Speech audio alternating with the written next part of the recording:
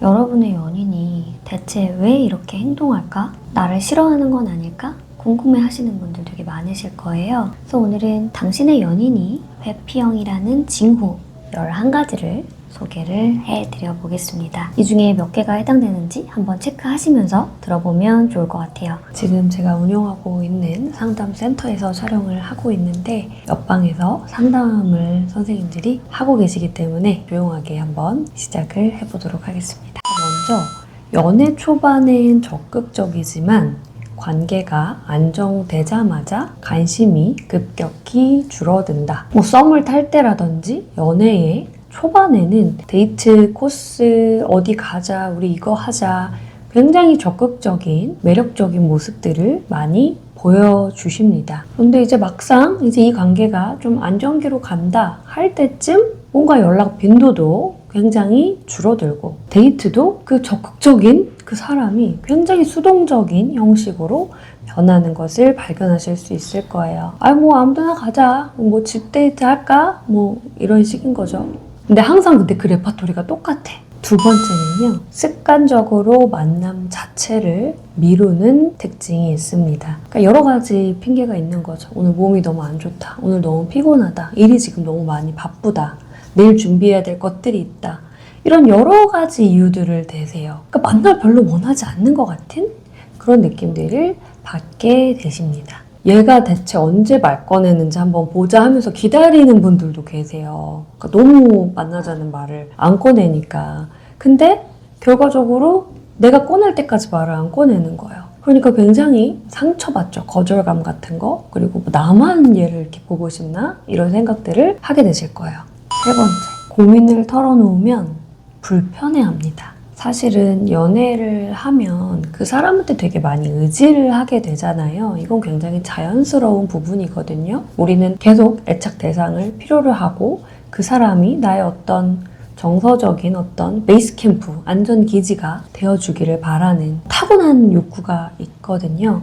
연인이 사실 나랑 제일 가까운 사람 중에 한 명이니까 힘들거나 스트레스 받거나 뭔가 이럴 때 내 마음을 나누려고 하겠죠. 근데 그거에 뭔가 불편해하는 거야. 그런 걸 왜 나한테 얘기하냐는 식인 거죠. 난 너의 감정 쓰레기통이 아니야. 이런 말을 하기도 해요. 물론 진짜 내가 너무 내 감정을 다 쏟아 부었어요. 그러면 이런 말이 팩트일 수도 있죠. 그렇지만 뭔가 그런 것도 아닌데 정말 가끔 정말 내가 힘들어서 얘기를 할 때도 뭔가 거기에 대해서 되게 의존적이라는 식으로 되게 불편한 기색들을 드러나는 부분들 느끼실 수가 있으실 거예요. 이 회피형은요, 일단은 기본적으로 자신은 굉장히 독립적인 사람이다 라고 생각을 하고요. 그리고 독립성이 강한 것도 맞아요. 그러다 보니까 이 연인이 나한테 이렇게 의지하거나 이런 것들을 그냥 인간의 자연스러운 특성으로 편안하게 받아들이는 것이 아니라 굉장히 의존적이야, 얘는. 뭔가 결함이 있는 특성이라고 그렇게 인지를 합니다. 그러다 보니까 이제 이런 반응들이 나오는 거죠. 그런데 사실 이 독립성이랑 의존성이라는 건요, 인간에게 두 개 다 굉장히 중요한 부분이에요. 이 두 개가 균형을 이루는 게 되게 중요합니다. 독립적인 나도 잘 발달시켜 나가야 되고요. 필요할 때는 기댈 수 있는 의존성도 잘 발달시켜 나가야 됩니다. 그런데 회피형은 이 독립성은 굉장히 강한 거죠. 타인을 믿지 못하고 가까워지는 것을 두려워하기 때문에 그렇습니다. 그래서 대체 왜 그렇지? 이게 궁금하신 분들은 제가 이전에 촬영한 회피형 영상이 굉장히 많기 때문에 그런 것들 참고해 보시면 이해가 잘 되실 거예요. 네 번째, 자신의 사생활에 대한 공유를 꺼리는 부분이 있습니다. 연애를 오래 했음에도 내 연인에 대한 디테일한 정보들을 잘 모르고 계시는 경우가 많을 거예요. 사생활을 공유한다라는 거는 이 애착 관계를 공고히 하는 그런 지점들이잖아요. 나는 이런 세계에 살고 있는 사람이야를 드러낼수록 우리의 관계는 친밀해질 수밖에 없어요. 그런데 회피형은 친밀감에 대한 두려움, 거부감이 있단 말이에요. 왜냐하면 회피형은 어렸을 때부터 주 양육자로부터 거절당한 경험들이 뼛속 깊이 사무치게 남아있기 때문에 굉장히 방어적으로 사람과 가까워지지 않으려고 하거든요. 그래서 이런 지점들이 생길 수 있는 거죠. 다섯 번째, 자신의 속마음을 잘 드러내지 않습니다. 그러다 보니까 대화가 표면적으로 흘러갈 가능성이 높겠죠. 그래서 나는 얘랑 사귄 지 꽤 됐는데도 얘에 대해서 잘 모르는 것 같아. 이런 느낌들, 뭔가 벽이 있는 것 같아. 어느 지점 이상으로 가까워지기 어려워. 이런 느낌들을 받게 되세요. 그리고 이제 상담에 오셨을 때 회피형 연인이랑 연애하고 계신 분들은 제가 그 사람에 대해서 얼마나 아는지 물어봤을 때 잘 모르시는 경우도 많고요. 이제 회피형은 어떤 방어기제가 있냐면 자기를 완전하다고 지각하는 방어기제가 있어요. 왜 완전해야 되냐? 완전하지 않으면 누구한테 기대해야 되잖아요. 근데 기대면 어떻게 되죠? 거절당할, 유기될 가능성이 높아집니다. 그래서 회피형은 그것에 대한 방어기제로 나는 완전해. 그래서 어느 누구에게도 의지하지 않아도 돼 라는 어떤 그런 도식들을 만들어 놓고 살아간단 말이에요. 그렇기 때문에 뭔가 자기가 힘든 거 이런 것들은 약점 노출이라고 생각을 하는 거죠. 그래서 드러내지 않는 부분들이 있고요. 두 번째로는 회피형은 이제 감정을 인식하는 부분들을 되게 어려워하세요. 내가 인지를 해야지 표현을 할 거 아니에요. 근데 인지 자체가 지금 잘 안 되고 있는 상황이기 때문에 당연히 그 속마음을 털어놓고 공유하기란 어려운 일이 됩니다. 여섯 번째, 진지한 결정을 미루거나 의도적으로 회피합니다. 예를 들어 동거라든지 결혼이라든지 이렇게 연인 사이에 되게 중요한 결정들이 있잖아요. 근데 그런 거에 대해서 논의하는 거를 힘들어하세요. 왜냐면 우리가 중요한 결정을 내리려면요. 뭐가 필요하냐면 감정인식이 필요해요. 내가 이 사람을 정말 사랑하는구나 이런 감정들을 내가 명확히 인식할 수 있어야 그래 그럼 얘랑 결혼을 하자. 얘랑 같이 살자. 뭐 이런 결정을 할 거 아니에요. 근데 그거 자체가 잘 안 되니까 내가 진짜 얘를 좋아하는 거야? 뭐야? 이런 것부터가 이제 헷갈려 버린단 말이에요. 그러니까 당연히 중요한 결정을 내리기를 어려워하시는 거죠. 그거 플러스 어쨌든 중요한 결정을 내가 누군가와 한다라는 것은 친밀해진다라는 거, 더 가까워진다라는 거, 책임을 지는 관계가 된다라는 거 의미하기 때문에 회피형한테는 사실 굉장히 부담스럽고 두려운 일일 수 있죠. 만약에 내가 진짜 이런 큰 결정을 했는데 얘한테 결국 버려주면 어떡하지라는 인식할 수 없지만 무의식적인 마음들이 있을 수 있습니다. 그래서 사실 회피형들이 이제 너가 나를 뭐 결국 버릴 거잖아 라든지 이런 식의 말들을 많이 하세요. 회피형이랑 부부 싸움 하시거나 뭐 이런 경험들 제가 들어봤을 때 회피형이 이제 극단으로 싸움이 치달았을 때 이런 말을 하시거든요. 결국 넌 날 버릴 거잖아. 결국 넌 날 떠날 거잖아. 그러니까 전혀 생각하지 못했던 이런 말들을 툭 뱉는 경우가 있어요. 근데 그게 아주 깊은 내면에 박혀있는 핵심 신념이라는 거죠. 일곱 번째, 전 애인을 그리워합니다. 가까이 있을 때는 단점을 되게 많이 보세요. 회피형들은. 왜냐면 가까운 것 자체가 회피형한테는 위협이란 말이에요. 점점 더 깊은 관계가 된다라는 거잖아요. 가까워진다는 거. 그러니까 밀어내고 싶은 거예요. 밀어내고 싶을 때 어떤 전략을 쓰냐면 단점을 생각하는 겁니다. 얘는 이런 단점이 있어. 아 별로야. 이런 식으로 하면 내 마음에서 밀어낼 수 있잖아요. 그런데 전애인이라는 건 뭐예요? 굉장히 거리가 멀어진 사람이죠. 사실 다시 만나기 되게 어려운.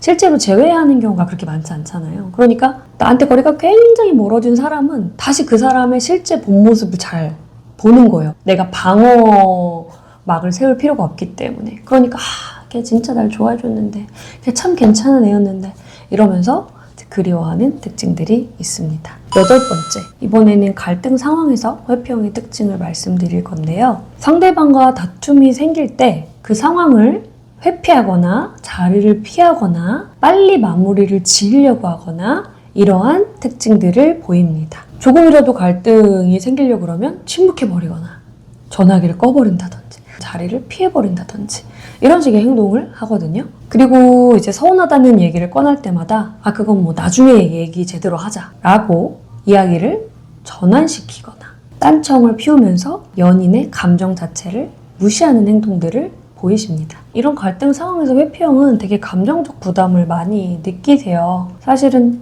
갈등한다라는 것 자체가 더 깊어지기 위한 과정이잖아요. 그러니까 그것 자체가 되게 심리적인 부담이 될 수도 있고 또 감정을 처리하는 것 자체가 제가 어렵다고 말씀을 드렸기 때문에 근데 사실은 갈등을 하려면 감정을 되게 명확하게 바라보고 이걸 직면해서 처리해 나가야 되는 그런 과정이잖아요.